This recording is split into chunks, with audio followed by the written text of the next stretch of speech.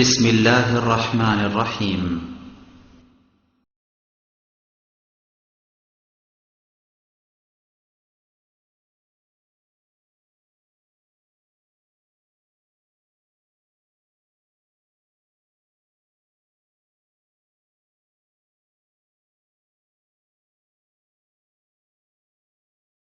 أعينه من يهده الله فلا مضل له ومن يضلل فلا هادي له وأشهد أن لا إله إلا الله وحده لا شريك له وأشهد أن محمدا عبده ورسوله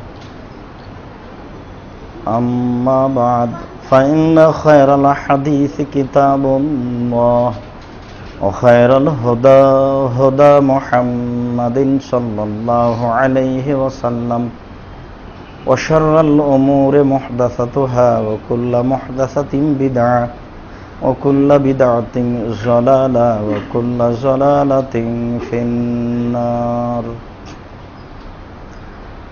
أعوذ بالله من الشيطان الرجيم. لن ينال الله لحومها ولا دماؤها ولكن يناله التقوى منكم. عن أنس رضي الله تعالى عنه قال قال رسول الله صلى الله عليه وسلم من كانت له ساعة ولم يزحي فلا يقربن مصلانا. رواه ابن ماجه بسند صحيح. عن أنس رضي الله تعالى عنه قال أمر رسول الله صلى الله عليه وسلم أو زح رسول الله صلى الله عليه وسلم بكبشين أملحين أقرنين وفي رواية موضوعين وذبحه بيده وسمى وكبر. رواه البخاري ومسلم. সম্মানিত মসজিদের মুসল্লি, প্রশংসা আল্লাহর জন্য, শান্তি অবতীর্ণ হোক আল্লাহর রাসূলের উপর সাল্লাল্লাহু আলাইহি ওয়াসাল্লাম। আজ জুমার খুতবায় বক্তব্যের বিষয় কুরবানি। অবশ্য আমরা যে বিষয়ে আলোচনা করছিলাম সময়ে তা হবে ইনশাআল্লাহ। কুরবানি শব্দটি কুরব থেকে নির্গত, যার অর্থ হচ্ছে নৈকট্য লাভ করা, আল্লাহর সন্তুষ্টি অর্জন করা।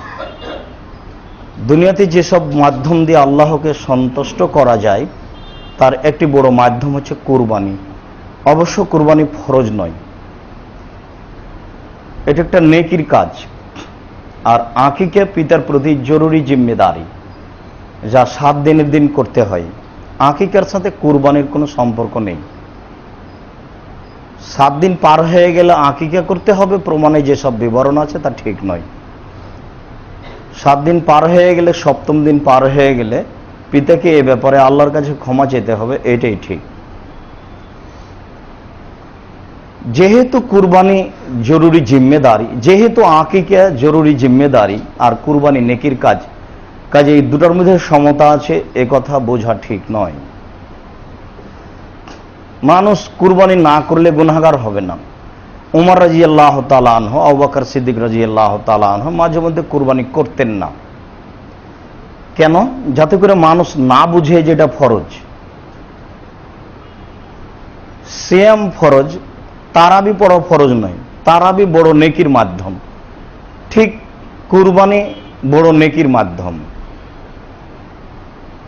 আল্লাহ তাআলা বলেন লা ইয়ানালাল্লাহু লুহুমুহা ওয়ালা দিমাউহা ওয়ালাকিন ইয়ানালুহু তাকওয়া মিনকুম। মানুষ যে কুরবানি করে সেই কুরবানির গোশত, সেই কুরবানির রক্ত আল্লাহর কাছে যায় না। মানুষের অন্তরের যেটা হিসাব সেটাই আল্লাহর কাছে পৌঁছে। যদি অন্তর পরিষ্কার হয় আল্লাহকে সন্তুষ্ট করা, আর যদি পয়সা বৈধ হয় তাহলে একটা বড় মাধ্যম জান্নাত পাওয়ার। আর যদি এরকম জায়গায় কিছু ত্রুটি থেকে যায় তাহলে এ দিয়ে সফলতা অর্জন করা যায় না। এই জন্য 3-4 ভাই একসাথে জমা হয়ে বাপ মায়ের কাছে গিয়ে সব টাকা এক জায়গাতে জমা করে একটা কুরবানি করতে হবে, আসলে এই হিসাব ঠিক নয়। যদি করতেই হয় তো 2-1টা বাপ মায়ের নামে করে আপনারা পৃথক পৃথক পশু কুরবানি করুন, তাহলে গ্রামের লোকেরও সুবিধা হবে, আপনাদের নেকি হয়ে যাবে। মানে কুরবানির যেটা মৌলিক উদ্দেশ্য ছিল সেটা মানুষের কাছে থাকে না, মানুষ ভুল বুঝে বিকল্প পথে চলে। আজ থেকে প্রায় 5,500 বছর পূর্বে ইরাকের ব্যাবিলন শহরের উর নামক গ্রামে ইব্রাহিম আলাইহিস সালাম জন্মগ্রহণ করেন। তিনি যে কুরবানি করেছিলেন মূলত সেই কুরবানি আমাদের কুরবানি। অবশ্য কুরবানি প্রথা আদম আলাইহিস সালাম থেকেই চালু রয়েছে। আদম আলাইহিস সালামের একজন ছেলে একজন মেয়ে একসাথে জন্ম নিত, আগের ছেলে পরের মেয়ে, পরের ছেলে আগের মেয়ে, এভাবে তিনি বিবাহ দিতেন। কাবিলের সাথে জন্ম নিয়েছিল ইকলিমা, আর হাবিলের সাথে জন্ম নিয়েছিল লিওয়াজা। ইকলিমা দেখতে বেশি সুন্দরী ছিল। বিবাহের সময় আসলে তার নীতি অনুযায়ী আদম আলাইহিস সালাম প্রস্তাব পেশ করলেন। কাবিল তা প্রত্যাখ্যান করলো। কাবিল বলল, আব্বা, আমার সাথে যে মেয়ে জন্ম নিয়েছে আমি তাকে বিবাহ করতে ইচ্ছুক। পরিবেশ দেখে আদম আলাইহিস সালাম বললেন যে ঠিক আছে, তাহলে তোমরা কুরবানি পেশ করো, যার কুরবানি আল্লাহর দরবারে কবুল হবে সেই ইকলিমাকে বিবাহ করবে। পিতার পরামর্শ অনুযায়ী কাবিল পেশ করলো কিছু গম, আর হাবিল পেশ করলো একটা দম্বা। তখন কুরবানি কবুলের পদ্ধতি ছিল আকাশ থেকে আগুন এসে জ্বলে যাবে, যার কুরবানি জ্বলে যাবে তার কুরবানি কবুল হয়েছে বলে প্রমাণ হবে। যার কুরবানি জ্বলে যাবে না তার কুরবানি কবুল হয়নি বলে প্রমাণ হবে। অবশ্য বিষয়টি এখন থাকলে মানুষ বুঝতে পারত যে আমার টাকা বৈধ কি অবৈধ। আল্লাহ তাআলা বিশেষ দয়া করে এটা খাওয়ার সুযোগ করে দিয়েছেন, এই জন্য মানুষ ভুল পথ অবলম্বন করার সুযোগ পেয়েছে, যা ঠিক নয়। সুযোগ পেলেই মানুষ ভুল পথ অবলম্বন করে, আমি আপনি তার প্রমাণ। আল্লাহ এটা দয়া করেছেন, নইলে কবুল হওয়ার প্রমাণই ছিল জ্বলে যাওয়া। আকাশ থেকে আগুন এসে দম্বা জ্বলে গেল, গমগুলি থেকে গেল। এতে কাবিলের রাগ বেশি হয়ে গেল। কাবিল ভাবলো যে কেমন হলো, তাহলে একে হত্যা করতে হবে, এছাড়া মান রক্ষা করা যাচ্ছে না। কাবিল মূলত ইকলিমাকে বিবাহ করতে পারেনি বলে হত্যা করেছে, বা বিবাহ করার আশায় হত্যা করেছে, বিষয়টি ঠিক নয়। তার লজ্জা ঢাকতে গিয়ে হাবিলকে হত্যা করেছে, এ কথাই ঠিক। সুযোগের এক সময়ে কাবিল হাবিলকে হত্যা করল। কাবিল বুঝতে পারে না হাবিলকে কি করতে হবে, মরা লাশ পড়ে আছে। দুটি কাক পাঠালেন আল্লাহ, কাক দুটি আপসে মারামারি করে একটা মারা গেল, অপর কাকটি গর্ত খুঁড়ে মরে যাওয়া কাকটিকে পুঁতে দিল। কাবিল বুঝতে পারলো যে হাবিলকে কি করতে হবে, তাই তার ভাই হাবিলকে মাটি দিয়ে পুঁতে দিল। আমাদের নবী মুহাম্মদ সাল্লাল্লাহু আলাইহি সাল্লাম বলেছেন, কিয়ামত পর্যন্ত যত মানুষকে অন্যায়ভাবে হত্যা করা হবে এতে যত পাপ হবে সমস্ত পাপের সমপরিমাণ পাপ কাবিলের হবে। কেন? কাবিলই সর্বপ্রথম হত্যা প্রথা চালু করেছে। আমাদের নবী মুহাম্মদ সাল্লাল্লাহু আলাইহি সাল্লাম বলেছেন, পৃথিবীতে যত মানুষকে অন্যায়ভাবে হত্যা করা হবে এতে যত পাপ হবে সমস্ত মানুষের পাপের সমপরিমাণ পাপ কাবিলের হবে। কেন? কাবিলই সর্বপ্রথম হত্যা প্রথা চালু করেছে। আমাদের নবী মুহাম্মদ সাল্লাল্লাহু আলাইহি সাল্লাম বলেছেন, পৃথিবীতে যত মানুষকে অন্যায়ভাবে হত্যা করা হবে এতে যত পাপ হবে সমস্ত পাপের সমপরিমাণ পাপ কাবিলের হবে। কেন? কাবিলই সর্বপ্রথম হত্যা প্রথা চালু করেছে। মসজিদের মুসল্লিকে, দেশবাসীকে, পৃথিবীর মানুষকে অত্র হাদিস বলে আমরা এ ব্যাপারে সতর্ক করতে চাই যে আপনার মাধ্যমে যদি কোনো পাপ চালু হয় তাহলে এই পাপ যতদিন থাকবে ওতে যত মানুষ অংশগ্রহণ করবে এতে যত পাপ হবে সমস্ত পাপের সমপরিমাণ পাপ আপনার হবে। ঠিক সিনেমা হলটা আপনার টাকা দিয়ে চালু আছে, আপনার বাড়ির ইন্টারনেট, আপনার টিভি আপনার টাকা দিয়ে চালু আছে, আপনার স্ত্রী, আপনার ছেলে মেয়ে রাত দিন নগ্ন নারী দেখছে, নারীও নারীকে নগ্ন দেখতে অভ্যাসী, সে চায়, নইলে বসে থাকে কেন ঘন্টার ঘন্টা। এতে যত পাপ হবে সমস্ত পাপের সমপরিমাণ পাপ আপনার হবে, নিশ্চিত হবে, অবধারিত হবে, হবেই হবে। আল্লাহর রাসূল বলেছেন হবে, অতএব হবে, হবেই। এটা আপনাকে মেনে নিতে হবে, এর বিকল্প কোনো পথ নেই।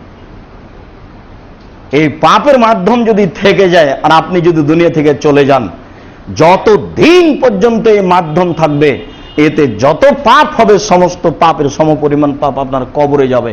এর নাম সাদকা জারিয়া পাপ। যেদিন থেকে মেয়েটাকে বিবাহ করেছেন সেদিন থেকে মেয়েটা তার বাপের কাছ থেকে হস্তান্তরে আপনার কাছে এসেছে। আপনার কাছে আসার পরে যত পাপ করবে সমস্ত পাপের সমপরিমাণ পাপ আপনার হবে।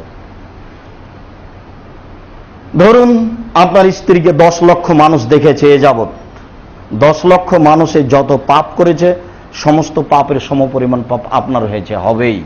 কেন? এখন আপনি তার জিম্মেদার। কিভাবে কিভাবে ও আপনার জিম্মেদার হয়ে গেছে এটা মানুষ বুঝেছে, কিন্তু এটা শরীয়ত নয়। শরীয়ত হচ্ছে আপনি তার জিম্মেদার, অতএব তার জবাবদিহি আপনাকেই করতে হবে।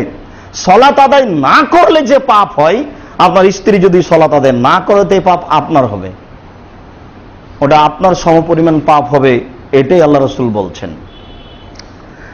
আমাদের কুরবানি, যে কুরবানি ইব্রাহিম আলাইহিস সালাম করেছিলেন, ইব্রাহিম আলাইহিস সালাম তার স্ত্রী হাজেরাকে সাথে করে আসলেন কোনো এক সময় কাবা ঘরে।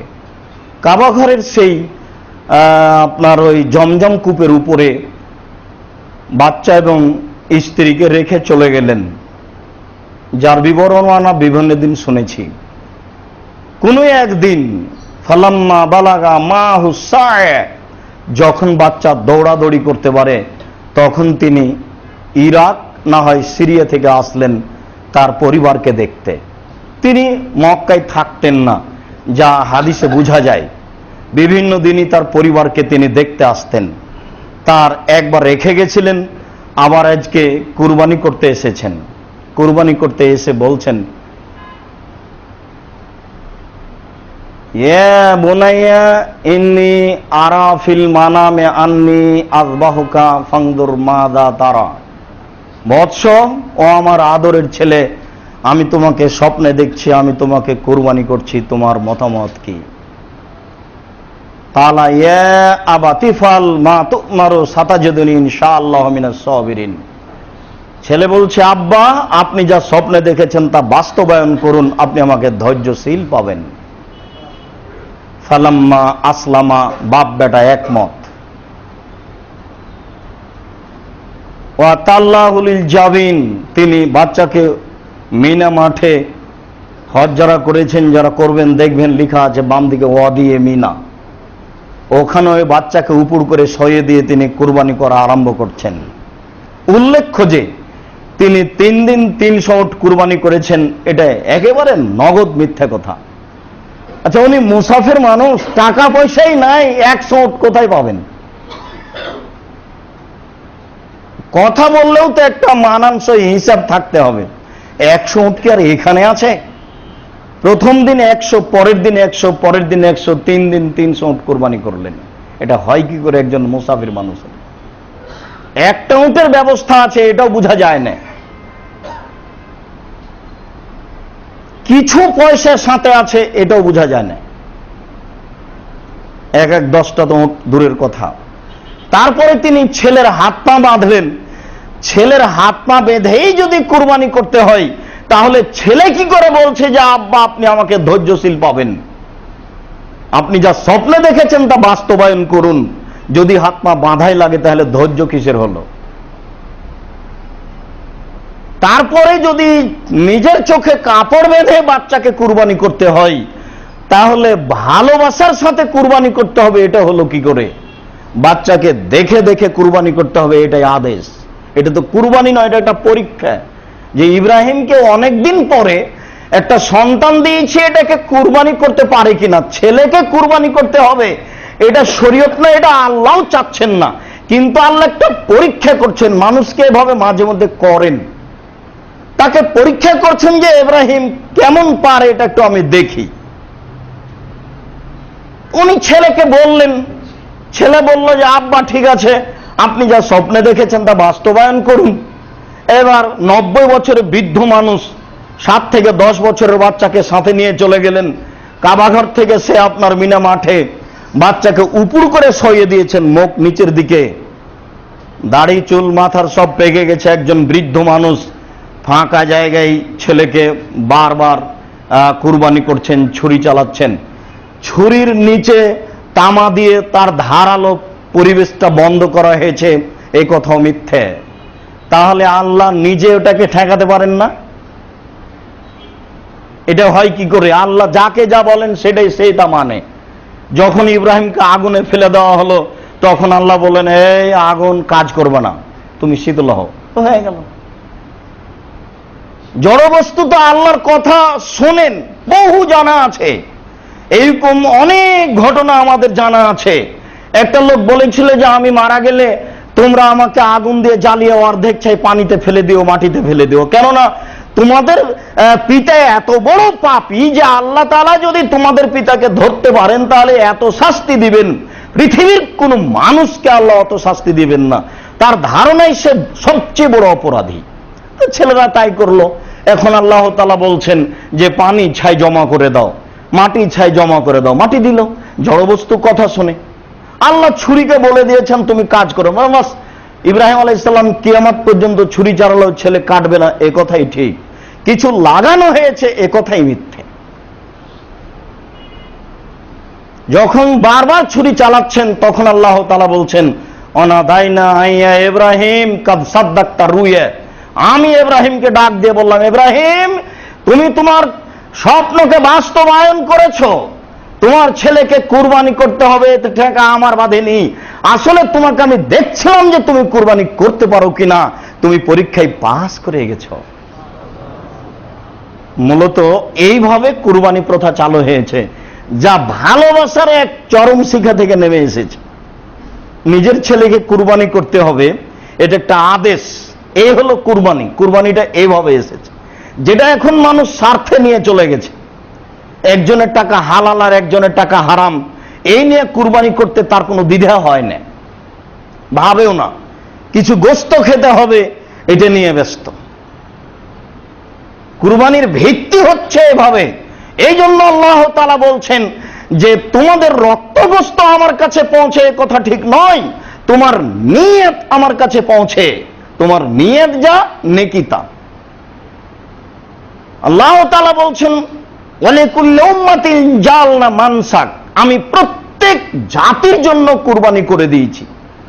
সবাই, সব সম্প্রদায়, সকল নবীর অধীনস্থ জনগণ কুরবানি করত। আমাদের নবী মুহাম্মদ সাল্লাল্লাহু আলাইহি সাল্লাম নেকির উদ্দেশ্যে কুরবানি করেছেন এবং করতে বলেছেন, যদিও তা ফরজ নয়। কুরবানি মূলত এইভাবে এসেছে। আনাস রাদিয়াল্লাহু তাআলা আনহু বলেন, রাসূল সাল্লাল্লাহু আলাইহি ওয়াসাল্লাম বলেছেন, মান কানাত লাহু সা ওয়ালাম ইজাহি, কারো যদি অর্থ সম্পদ থাকে আর ও যদি কুরবানি না করে তাহলে সে যেন আমার ঈদের মাঠে না আসে। অত্র হাদিসে মনে হচ্ছে যে কুরবানি ফরজ, কিন্তু আসলে কুরবানি ফরজ নয়। এ দিয়ে মানুষকে উৎসাহিত করা হয়েছে, মানুষ যেন কুরবানি করতে অভ্যাসী হয়, সে যেন কুরবানি করার ব্যাপারে চেষ্টা করে। এখান থেকে কুরবানি ফরজ এটা বুঝে নিতে হবে না, এই বোঝাটা একেবারেই ঠিক নয়। কুরবানি একটা নেকির কাজ মাত্র। আনাস রাদিয়াল্লাহু তাআলা আনহু বলেন, যাহা রাসূলুল্লাহ সাল্লাল্লাহু আলাইহি সাল্লাম বে কাবশাইনে আমলাহাইনে আকরানাইনে, রাসূল সাল্লাল্লাহু আলাইহি সাল্লাম কুরবানি করলেন দুইটি ভেড়া, ভেড়া ভেড়ি, ছাগল ছাগি, দম্বা দম্বি, গরু গাভী, মহিষ মহিষী, উট উটনি, এগুলো হচ্ছে কুরবানির পশু।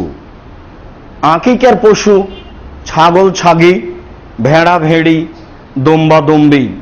আকিকে গরু দিয়ে চলে না, উট দিয়ে চলে না, এর প্রমাণে হাদিস ঠিক নয়। কুরবানির জন্য এগুলো পশু, তবে আকিকার জন্য নয়। জাবের রাদিয়াল্লাহু তাআলা আনহু বলেন, রাসূল সাল্লাল্লাহু আলাইহি সাল্লাম বলেছেন, লা তাযবাহু ইল্লা মুসিন্না, তোমরা দাঁত ছাড়া কুরবানি করো না। মুসিন্না শব্দের অর্থ কেউ কেউ বুঝেছে বছর আর কেউ কেউ বুঝেছে দাঁত। মুসিন্না মূলত দাঁতকেই বুঝায়, কিন্তু মানুষ বছর বুঝলো কিভাবে? সাধারণত ছাগল দাঁতে 1 বছরে, গরু দাঁতে 2 বছরে, আর উট দাঁতে 5 বছরে, মানুষ দাঁতে 7 বছরে। এটা সাধারণত হিসাব, তার কমবেশ হতে পারে। তো যেহেতু বছরের শেষে ছাগল ছাগির দাঁত উঠে আর ওটাই দাঁতা বলে প্রমাণ, কাজে এই অর্থই মূলত ঠিক যে রাসূল সাল্লাল্লাহু আলাইহি সাল্লাম বললেন, লা তাযবাহু ইল্লা মুসিন্না, তোমরা দাঁত ছাড়া কুরবানি করো না। সময় থাকতে এর সিদ্ধান্ত নিতে হবে। ভুলবশত যদি যেটা কিনে নিয়ে এসেছি দাঁতে নি, তাহলে সেটা ফেরত দিতে হবে বা বিক্রি করতে হবে, আর একটা কিনতে হবে। বাড়িতে যেটা আছে সাধ করে তাকে লালন পালন করেছি, দাঁতে নি, তা বিক্রি করতে হবে, নইলে তা রেখে দিয়ে আর টাকা দিয়ে পশু কিনে কুরবানি করতে হবে। ব্যবস্থা নাই, করতে হবে না।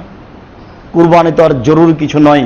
রাসূল সাল্লাল্লাহু আলাইহি সাল্লাম বললেন, লা তাযবাহু ইল্লা মুসিন্না, তোমরা দাঁত ছাড়া কুরবানি করো না। আনাস রাদিয়াল্লাহু তাআলা আনহু বলেন, রাসূল সাল্লাল্লাহু আলাইহি সাল্লাম কুরবানি করেছিলেন দুইটা ভেড়া, আকরানাইনে, সিংওয়ালা। যতগুলি হাদিস এ ব্যাপারে এসেছে প্রায় হাদিসেই সিংয়ের কথা রয়েছে। আকরানাইনে সিংওয়ালা, আমলাহাইনে সাদা কালো, মওজু আইনে অন্ডকোষ বের করা। আল্লাহ রাসূল নিজে হাতে যেটা কুরবানি করেছিলেন সেটা ছিল অন্ডকোষ বের করা। বের করা হয়নি এমনগুলি কুরবানি হবে না এ কথা নয়, তবে তাতে গন্ধ আছে এটাই বলে মানুষ মনে করে, কাজে রুচিসম্মত নয় এটাই মনে করা ভালো। আর অন্ডকোষ বের করা হয়েছে বলে ক্ষতি হয়ে গেছে, কুরবানি হবে না, এটা হচ্ছে বোকামি কথা, বুদ্ধি বা বিদ্যা না থাকার প্রমাণ। ওটা একটা ক্ষতি, ওটা ক্ষতি নয়। এই জন্য যে রাসূল নিজেই কুরবানি করছেন, যে দুইটি তিনি ভেড়া কুরবানি করলেন অন্ডকোষ বের করা, এটা করলে গোশতের স্বাদ বেশি হয় হয়তোবা, নইলে তিনি এই কাজের জন্য বললেন কেন বা করলেন কেন? আনাস রাদিয়াল্লাহু তাআলা আনহু বলেন, রাসূল সাল্লাল্লাহু আলাইহি সাল্লামকে এটা দেওয়া হলো, ফাযাহা, তিনি নিজে হাতে কুরবানি করলেন, সাম্মা ও কাব্বারা, বিসমিল্লাহ বললেন, আল্লাহু আকবার বললেন, এরপরে তিনি কুরবানি করলেন। বুখারী মুসলিম। আনাস রাদিয়াল্লাহু তাআলার হাদিস থেকে এইভাবে বোঝা যায়। আয়েশা রাদিয়াল্লাহু তাআলা আনহা বলেন, আমার রাসূলুল্লাহ সাল্লাল্লাহু আলাইহি ওয়াসাল্লাম বিকাবসিন, আল্লাহর নবী একটা ভেড়া কেনার আদেশ করলেন, আকরানা, যার শিং আছে, এতাও ফি সাওয়াদিন ওয়া ইয়াবরুকু ফি সাওয়াদিন ওয়া ইয়ানজুরু ফি সাওয়াদিন, যেটা তিনি আদেশ করেছিলেন কেনার জন্য, সেটা কালোতে হাঁটে, কালোতে সয়, কালোতে দেখে। তিনি বললেন, ঠিক আছে বাজারে যাও, একটা ভেড়া কিনিও এমন দেখে যেটা কালোতে খায়, কালোতে সয়, কালোতে দেখে। কি বুঝলেন? প্রাণী কালো, সয় মানে পেট কালো, কালোতে দেখে মানে চোখ কালো, কালোতে হাঁটে মানে পা কালো। অবশ্য আমরা বলতে পারছি না তিনি কালোর বিবরণটি এইভাবে দিলেন কেন, তবে বিদ্বানেরা মনে করেন যে হয়তোবা কালো প্রাণীর গোশতে বেশি স্বাদ হতে পারে। বাস্তব যাই হোক, তিনি এইভাবেই বললেন। আয়েশা রাদিয়াল্লাহু তাআলা আনহা বলেন, ফাউতিয়া বিহি, কালো প্রাণী তার নিকটে নিয়ে যাওয়া হলো। নিয়ে যাওয়ার ব্যাপারে আনাস রাদিয়াল্লাহু তাআলা আনহু বলছেন, আল্লাহর নবী আমাকে একটা টাকা দিলেন, একটা রূপা আর মুদ্রা দিলেন আমার হাতে একটা কুরবানির পশু কেনার জন্য। আমি বাজারে গিয়ে 1 টাকা দিয়ে একটা কুরবানির পশু কিনলাম, তারপর ওই দিক থেকে নিয়ে এসে বাজারের এই দিকে আমি তাকে 2 টাকায় বিক্রি করলাম।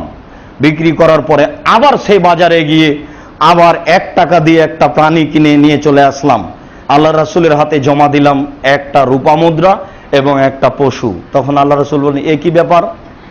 1 টাকা দিলাম আমি তোমাকে কুরবানির পশু কেনার জন্য, দেখি তুমি পশু দিচ্ছ, টাকাও ফেরত দিচ্ছ। তখন তিনি বললেন, আল্লাহ রাসূল আমি বাজারে করেছি। তখন আল্লাহ রাসূল বললেন, আচ্ছা ঠিক আছে, বারাকাল্লাহু ফি তিজারাতিক, আল্লাহ তোমার ব্যবসায় বরকত দান করুক। অত্র হাদিসে বোঝা যাচ্ছে যে জিনিস আমি কিনেছি সেই জিনিস ডবল দামে বিক্রি করতে পারি যদি প্রতারণা না হয়। তবে ফুটপাতের বাজারে যারা প্রতারণা দিচ্ছে তারা ধোঁকাবাজ। আল্লাহ রাসূল বলছেন, ব্যবসায় মিথ্যা কথা আছে, তোমরা সাবধান থাকিও। 3 শ্রেণীর মানুষের দোয়া আল্লাহ কবুল করেন না। তার এক শ্রেণীর মানুষ হচ্ছে যারা মিথ্যা কথায় ব্যবসা করে। কিনেছেন তখন বলছেন মিথ্যে, বিক্রি করছেন তখন বলছেন মিথ্যে। মিথ্যের আশ্রয় নিতে হবে না। চলন্ত বাজার যদি যে দামে কিনা হয়েছে তার ডবল হয় জায়েজ, দ্বিগুণ হয় 10 গুণ হয় তবু জায়েজ, তবে প্রতারণা হয় না যেন। কথার ফাঁকে 2 টাকা 1 টাকা 5 টাকা কমবেশ সেটা ভিন্ন কথা, কিন্তু প্রতারণা হলে আপনি স্পষ্ট বুঝতে পারবেন। আর আল্লাহ রাসূল ব্যবসাকে খুব ভালোবাসতেন, চাষের কাজকে তিনি খুব অপছন্দ করতেন, তবে চাষের কাজ জায়েজ। চাষের কাজ করলে অন্তর খুব কঠোর হয়ে যায়। চাষের কাজ করলে দিন ধর্মের কাজ, জেহাদের কাজ করতে পারে না। ব্যবসা করলে মানুষের অন্তর এই বিষয়ে সতর্ক সাবধান থাকে, প্রস্তুত থাকে, পয়সাপাতি খরচ করার মতো মন মানসিকতা চলে আসে। এই জন্য তিনি এটা পছন্দ করতেন। আনাস রাদিয়াল্লাহু তাআলা আনহু এই একটা ভেড়া কিনে রাসূলের হাতে দিলেন। তখন আল্লাহ রাসূল আয়েশাকে বলছেন, আয়েশা হালুমিল মুদিয়া, তুমি ছুরিটা নিয়ে আসো, ওয়াসহাজিহা বেহাজারিন, আর তুমি একে পাথর দিয়ে ধারালো করো। তিনি তার স্ত্রীকে কাজে বলতেন, এটা বোঝা যাচ্ছে। ছুরি ধারালো করতে হবে এটা আমাদের দেশের পুরুষের কাজ, তবে নারীও করতে পারে, যা বিবরণে বোঝা যায়। বুখারী মুসলিমের হাদিস। আয়েশা রাদিয়াল্লাহু তাআলা আনহা বলেন, তিনি আমাকে বললেন, আয়েশা হালুমিল মুদিয়া, ছুরিটা নিয়ে আসো। আর স্ত্রীর নাম ধরে বলতে হয়, তাহলে আপনিও স্বাদ পাবেন, ওও স্বাদ পাবে। তবে স্ত্রীকে বাচ্চার মায়ের নামে ডাকা যায়, আহমদের মা এদিকে শোনো, এটা বলা যায়। এটাও হাদিসে বোঝা যাচ্ছে। পরস্পর এ নামে বলতে পারে, নাম তো স্বামীর বলতে পারে, এখানে তো স্ত্রীর নাম পাওয়া যাচ্ছে। আর স্বামীর নাম তো বলতে পারে, হাজেরা বলছেন আইনা তাজহাবে ইব্রাহিম, ইব্রাহিম কোথায় যাচ্ছেন। স্ত্রীও স্বামীর নাম বলতে পারে, স্বামী স্ত্রীর নাম বলতে পারে। আল্লাহ রাসূল বলছেন, আয়েশা ছুরিটা নিয়ে আসো এবং পাথর দিয়ে তাকে ধারালো করে নিয়ে আসো। ফাফালাত আয়েশা, তো আয়েশা এই কাজটা করলেন, নিজে হাতে ছুরি ধারালো করে তার হাতে দিলেন। ফা খাজা ও আখাজাল কাবসা, এবার আল্লাহ রাসূল নিজে হাতে ছুরিটা নিলেন এবং ভেড়া হাতে নিলেন। ফাজাহু, তারপরে তাকে ফেলে দিলেন। তিনি কোন কাতে ফেললেন এ ব্যাপারে আয়েশা রাদিয়াল্লাহু তাআলা কিছু বলেননি। ফেলার সময়তে পশুর মুখ কোন দিকে ছিল তা তিনি বলেননি। বাইহাকির বর্ণনাতে বলা হয়েছে যে পশুর মুখ পশ্চিম দিকে ছিল, ডান কাতে ফেলেছেন, বর্ণনা ঠিক নয়। জবে করার জন্য যে কাতে ফেলা সহজ হবে সেটাই সুন্নাত, কেননা কাত সুন্নাত নয়। একটা প্রাণী গাছের ডালে বসে আছে, বিসমিল্লাহ বলে আপনি গুলি ছাড়লেন, ও মারা গেল, ওটা পশু বৈধ হয়ে গেল। বলেন তো কোন কাতে আছে, কোন দিকে মুখ করে আছে? এই জন্য যারা ডান কাতের হিসাবটা নিয়ে এসে পিড়াপিড়ি করেছে তারা ভুল করেছে। আয়েশা রাদিয়াল্লাহু তাআলা আনহা বিবরণ দিলেন না যে পশুকে তিনি কোন কাতে ফেললেন।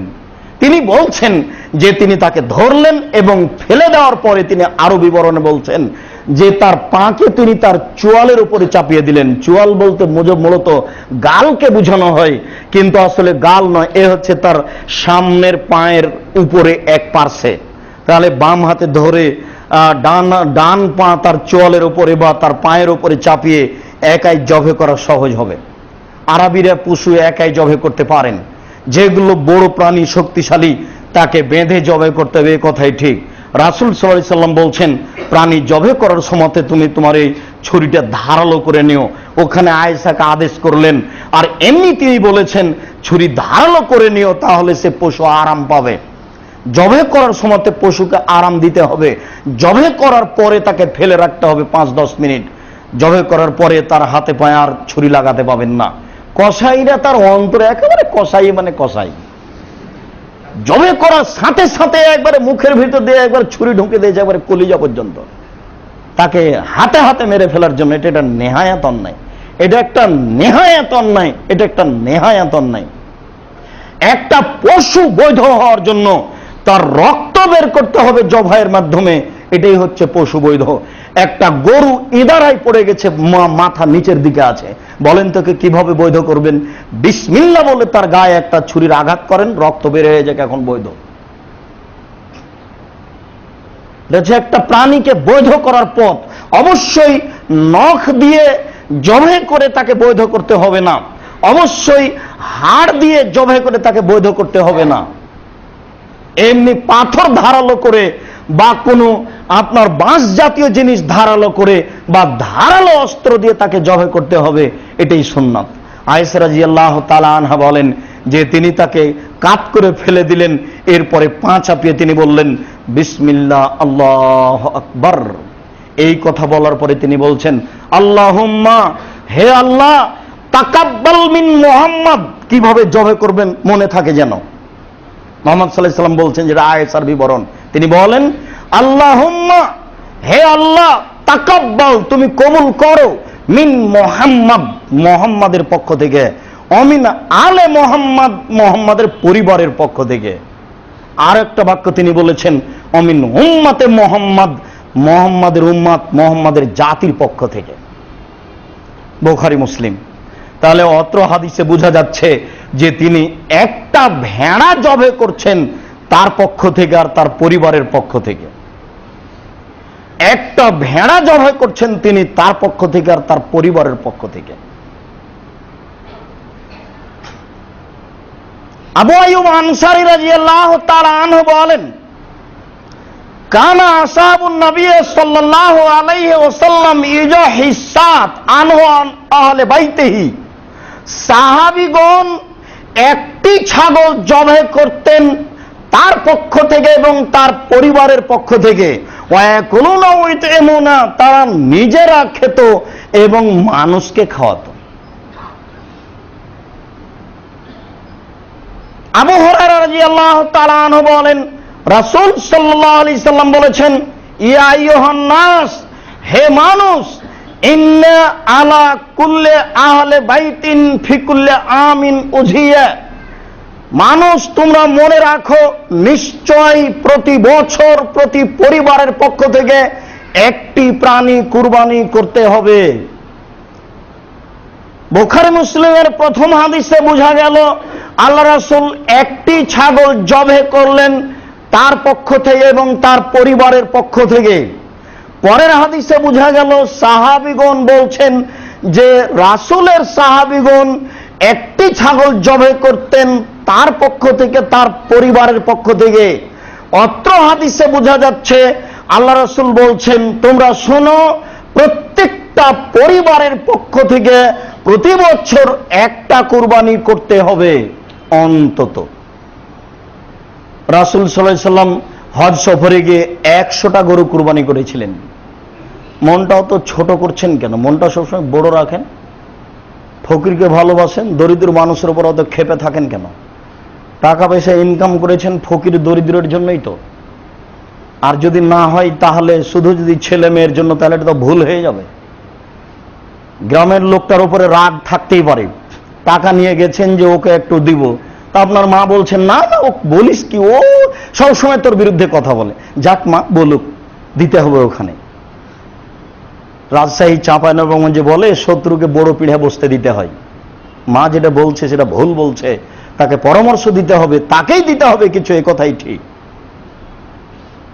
6-7 মিলে ভাই মিলে একটা প্রাণী জবাই করার হিসাব আসলো কেন? 10টা প্রাণী কুরবানি করেন, মানুষে খাবে, নেকি বেশি হবে। অন্তর পরিষ্কার করতে হবে। বছরে 1 দিন সময় এসেছে, 3 দিন সময় এসেছে, 2 দিন সময় এসেছে আল্লাহকে সন্তুষ্ট করার জন্য। মন বড় করে, মনটা উদার করে, শত্রু মিত্রর দিকে লক্ষ্য না করে একটা জায়গাতে 5টা কুরবানি করতে শিখুন। অংশে কুরবানি করতে গেলেন কেন? আপনি বিশ্বাস করুন, একটা গরুতে 7টা পরিবার অংশগ্রহণ করবে এরকম হাদিস পৃথিবীতে নাই। বহুদিন পূর্বে মাওলানা আব্দুল্লাহিল কাফি আল কুরাইশি রাহিমাহুল্লাহ, যিনি আসাম, কলিকাতা, ঢাকা এই 3টি প্রদেশের অনুর্বর জমিকে উর্বর করে তুলেছিলেন সঠিক আকীদার ব্যাপারে, সেই দিন তিনি তার ফতোয়া মাসাইলে বলে গেছেন একটি গরুতে 7টা পরিবার অংশগ্রহণ করবে এরকম হাদিস আমি আব্দুল্লাহিল কাফি আল কুরাইশি জানি না। আমরা এ যাবৎ তদন্ত করে দেখলাম এমনটা পাওয়া যায় না। জাবের রাদিয়াল্লাহু তাআলা আনহু বলেন, আল বাকারাতুন সাবাতিন আল জাজুরান সাবাতিন ও ফি রিওয়ায়াতিন আল জাজুরান আসারাতিন। একটা গরুতে 7 জন অংশগ্রহণ করবে। একটা উটে 10 জন অংশগ্রহণ করবে, সহিহ হাদিস। তাহলে 7 জন আর 7 পরিবার এক নয়।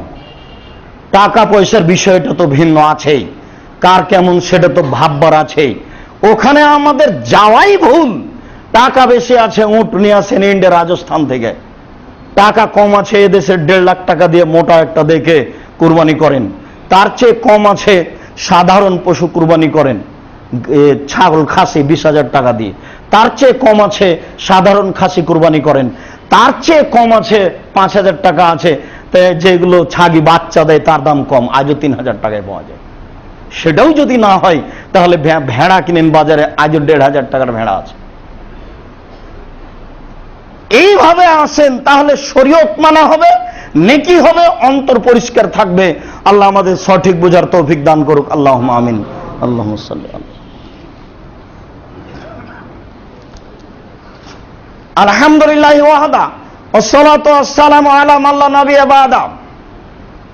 আলী রাদিয়াল্লাহু তাআলা আনহু বলেন, আমার রাসূলুল্লাহ সাল্লাল্লাহু আলাইহি সাল্লাম, আল্লাহ রাসূল আমাদেরকে আদেশ করেছেন, আল্লাহ নাস্তাসরিফাল আইনা আলোজনা, কুরবানির পশু কেনার সময়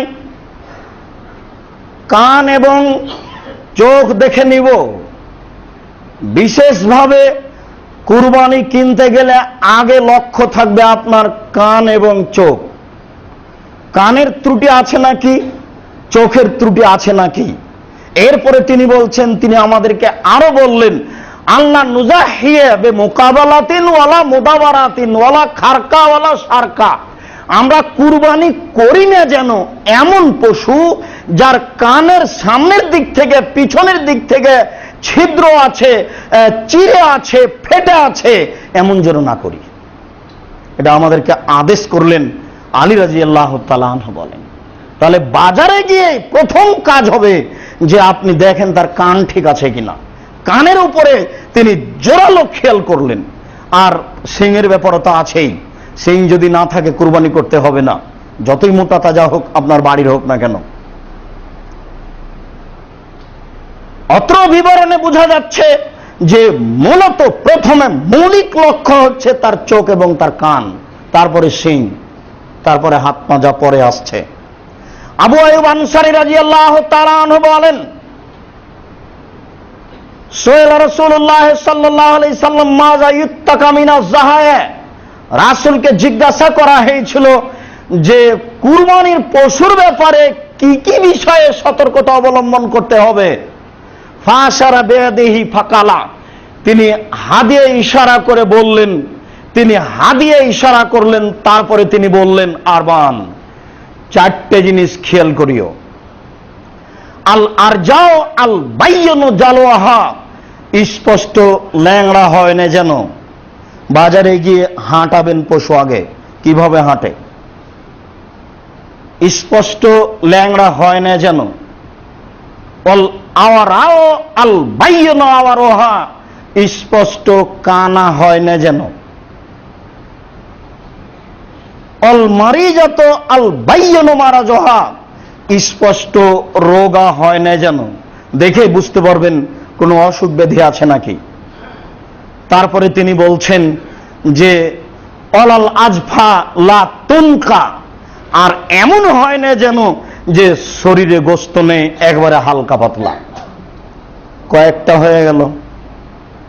বাজারে গেলে এসব জিনিসগুলো জরুরি লক্ষ্য করতে হবে।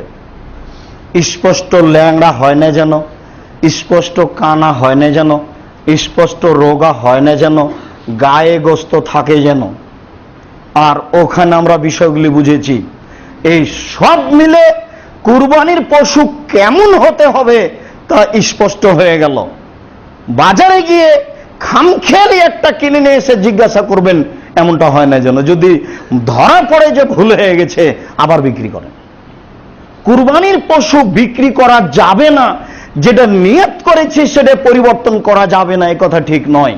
এ ব্যাপারে আল্লাহ রাসূল কিছুই বলেননি, বরং আল্লাহ রাসূল যেগুলো আদেশ করছেন সেগুলি এইগুলি।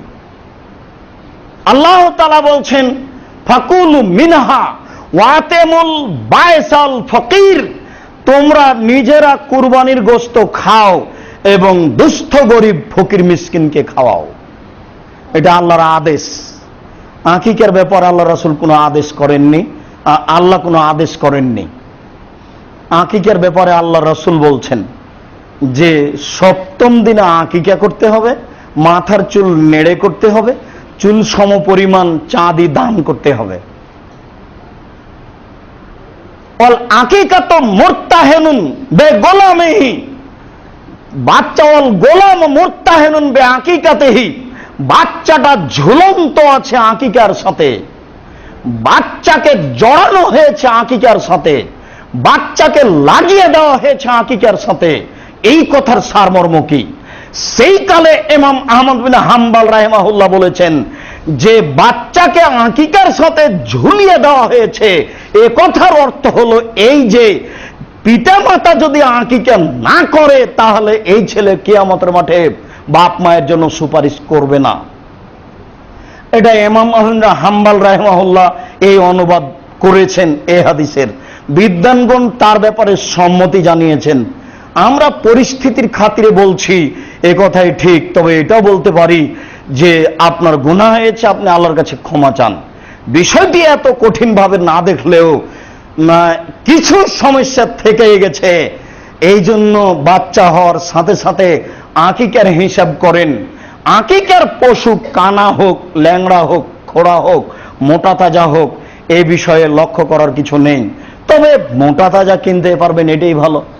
ছেলের জন্য দুইটা, মেয়ের জন্য একটা, এটা করেন। অনেক পয়সা পাতি আছে, এই জন্য 10টা গরু জবাই করতে হবে, 2টা করতে হবে, আঁকি করতে, এটা নয়। যদি গরু মানুষকে খাওয়াতেই হয় তাহলে গোস্ত কিনবেন, সেদিন জবাই করিয়েন না। জবাই করলে প্রমাণ হয়ে যাবে যে গরু আঁকিকে চলে। যদি খাওয়াতেই হয়, খাওয়ানোর কোনো বিধান নেই। আকিকার গোস্ত ব্যক্তিগত ব্যাপার। আমি খাবো কি পাড়া প্রতিবেশীকে দিব সেটা আমার ব্যাপার। পাড়া প্রতিবেশীকে দেওয়া ভালো, নইলে মনে করবে যে সাদ করে ছেলের একটা আকিকা করলো, পাড়া প্রতিবেশীকে দিল না, মানুষ কৃপণ। এইটাকে ঠেকানোর জন্য আপনি করতে পারেন। আপনি আকিকার পশুকে জবাই করে এলাকার লোককে খাওয়িয়ে দিতে পারেন রান্না বান্না করে। এই ব্যাপারে আপনার কোনো বিধান নেই। আকিকার পশুর চামড়ার টাকা আপনার ব্যাপার। আকিকার পশুর চামড়া আপনি বিলাবেন কি নিজের কাজে লাগাবেন সেটা আপনার ব্যাপার। তবে কুরবানির পশুর চামড়া নিজে ব্যবহার করতে পাবেন না। কুরবানির পশুর ওই চামড়ার টাকাটা নিজে ব্যবহার করতে পারবেন না, ওটা ফকির মিসকিনকে দিতে হবে। দুইটার মধ্যে বিধানগত কোনো সম্পর্ক নেই। ওটা একটা পিতার উপরে জিম্মেদারি কাজ, আর এটা হলো নেকির কাজ। 7 দিনের আগে বাচ্চা মারা গেলে আঁকিকে লাগবে না, এ কথাই ঠিক। 7 দিন পার হয়ে গেলে আঁকিকে দিতে হবে না, এ কথাই ঠিক। আকিকার পশুর কোনো শর্ত নেই, এ কথাই ঠিক। কুরবানির পশুর শর্ত অনেক। কুরবানির পশুর গোশতের ব্যাপারে আল্লাহ এবং আল্লাহ রাসূল যা বলেছেন তাই মেনে চলতে হবে। আল্লাহ তাআলা বললেন যে তুমি খাও আর ফকির মিসকিন দুস্থ গরিবকে খাওয়াও। আল্লাহ রাসূল বলছেন যে কুলু ওয়াদাখিরু ওয়াতামুল বাইস আল ফকির, তোমরা কুরবানির গোশত খাও, জমা করে রাখো, আর ফকির মিসকিনকে দাও। নিজে খাও, জমা করে রাখো, ফকির মিসকিনকে দাও। তাহলে নিজে খান, আত্মীয় স্বজনকে দিতে হবে এটা আমরা ধরে নিয়েছি। আত্মীয় স্বজনকে দিতে হবে এ কথা আল্লাহ রাসূল বলেননি। যেহেতু সবাই মিলে খাবে, কাজে হয়তো বা ভারত, বাংলাদেশ, পাকিস্তান এটা মানুষ বুঝে নিয়েছে যে আত্মীয় স্বজনকে দিতে হবে, তাই নতুন মেয়ের বিবাহ দিয়েছে, বিবাহের বাড়ি মেয়ের বাড়ি না দিলে মানুষ উল্টা বুঝবে। এটাও যদি হয় তাহলে দিতে পারেন, কিন্তু আত্মীয় স্বজনকে দিতে হবে এ কথা আল্লাহ রাসূল বলেননি। কুরবানির গোশত জমা রেখে ফ্রিজে 6 মাস বছর পরে খান, তাতে আসে যায় না। কেউ যদি বলে যে এভাবে জমা রাখা যাবে না, তা ঠিক নয়। কিন্তু ফকির মিসকিনকে না দিয়ে সুযোগ বুঝে জমা রাখবেন, এটা একটা নেহায়েত অন্যায় কাজ। আল্লাহর আদেশকে অমান্য করেছেন। বড় বড় কুরবানি করেছেন, 40 কেজি দিয়ে দিয়েছেন, 10 কেজি বাড়িতে রেখেছেন, 10 কেজি 3 বছরে খান না। আল্লাহ রাসূল বললেন যে জমা করে রাখো। জমা করে রাখো কথা অর্থ এই নয় যে 3 দিনের মধ্যে শেষ করতে হবে। যেহেতু 3 দিনের মধ্যে শেষ করতে হবে, এই বিধান রহিত হয়েছে। যেহেতু 3 দিনের মধ্যে শেষ করতে হবে কুরবানির গোশত, এই বিধান রহিত হয়েছে, কাজে এই বিষয়ের মাথায় কিছু নিয়ে আসতে হবে না। কুরবানির গোশত 3 ভাগ করতে হবে, এ ব্যাপারে কোনো সহিহ হাদিস নেই। কুরবানির গোশত 3 ভাগ করতে হবে, এ ব্যাপারে রাসূল সাল্লাল্লাহু আলাইহি সাল্লাম কিছু বলেননি। কুরবানির গোশত ফকিরকে দিবেন, নিজে খাবেন, জমা করে রাখবেন। এই গতি অনুযায়ী হয়তোবা মানুষ 3 ভাগ করে। 3 ভাগ করলে গুনাহ হবে এ কথা আমরা বলছি না। 3 ভাগ আপনি করতে পারেন, কিন্তু আমাদের এলাকাতে 3 ভাগ করার পরে 1 ভাগ যে সবাই রেখেছে, ওটা বিকেল 4টা-5টার দিকে, 6টার দিকে আবার মাথা পিছু ভাগ করে নেয়, এটা ঠিক নয়। প্রয়োজনে আরো কিছু কম রাখেন, কিন্তু সেটা ভাগ করে নেওয়া প্রথাটা হিসাব না রাখাই ভালো। এখন মুরব্বীরা বলছেন যে দেখো, অনেকে গরু কুরবানি করে ভাগ দেয়, অনেকে ছাগল কুরবানি করে, পরস্পরের গোশতটা হওয়া ভালো। তাহলে সবাই ছাগলেরও গোশত খেলো, গরুরও গোশত খেলো। যদি তাই করতে হয়, তাহলে ফকির মিসকিনকে পর্যাপ্ত পরিমাণে দেওয়ার পরে খেতে হবে। যদি কোনো হিন্দু মানুষ চাইতে আসে, তাকেও দিবেন কুরবানির গোশত। যত মানুষ চাইতে এসেছে তাকে দিবেন। ও মুসলমানকে হিন্দু, বৌদ্ধ, খ্রিস্টান এটা ভাবতে হবে না। আল্লাহ তাআলা বললেন যে তোমরা খাও, ফকির মিসকিন দুস্থ গরিবদের খাওয়ার জমা করে রাখো। তো ফকির মিসকিন দুস্থ গরিব হিন্দুও হতে পারে, মুসলমানও হতে পারে। তারা আবার গোশতকে নিয়ে বাজারে বিক্রি করে, তাই আপনার মনটা খারাপ। কিন্তু মন খারাপ করতে হবে না, আপনি তাকে উপদেশ দিতে পারেন। তাকে আপনি বলতে পারেন যে তোমরা এভাবে সব জায়গা থেকে চেয়ে নিয়ে গিয়ে বাজারে বিক্রি করো কেন? তার জন্য বাজারে বিক্রি করা ঠিক নয়। তবে কুরবানির গোশত 3 ভাগ করতে হবে, এ ব্যাপারে আল্লাহ রাসূল কিছু বলেননি। আল্লাহ এবং আল্লাহ রাসূল এভাবে বলছেন। আল্লাহ তাআলা বলছেন তোমরা খাও, ফকির মিসকিন দুস্থ গরিবদের খাওয়াও। আর আল্লাহ রাসূল বললেন যে তোমরা খাও, জমা করে রাখো, আর ফকির মিসকিন দুস্থ গরিবদের খাওয়াও। আপনি বাজারে শহরে থাকেন, অনেক গোশত 20 কেজি দেন ফকির মিসকিনকে, সবই রেখে দেন।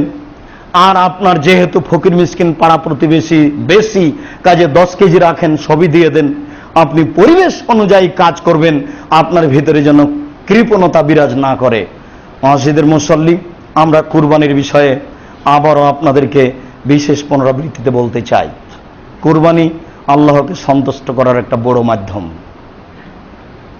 কাজে বৈধ পয়সা দিয়ে আল্লাহকে সন্তুষ্ট করার জন্য কুরবানি করুন। কুরবানির সাথে আকিকার কোনো সম্পর্ক নেই। কুরবানি নেকির কাজ, আর আকিকা হচ্ছে পিতার জিম্মেদারি। কুরবানি নিখুঁত পশু মোটা তাজা দেখে করুন। মোটা তাজা দেখে নিজে দেখে কেনার চেষ্টা করুন, আর নিজে জবে করার চেষ্টা করুন। সম্ভব না হলে আর কাউকে দিয়ে জবে করতে পারেন, তবে জবে করার সময়তে আপনার নাম সহ, আপনার পরিবারের নাম সহ হয় সুন্নাত। কেননা আল্লাহ রাসূল বলছেন, আল্লাহুম্মা, হে আল্লাহ, তাকাব্বাল মিন মুহাম্মদ ওয়া আলে মুহাম্মদ, হে আল্লাহ তুমি কবুল করো মুহাম্মাদের পক্ষ থেকে, তার পরিবারের পক্ষ থেকে। এইভাবে হওয়া উচিত।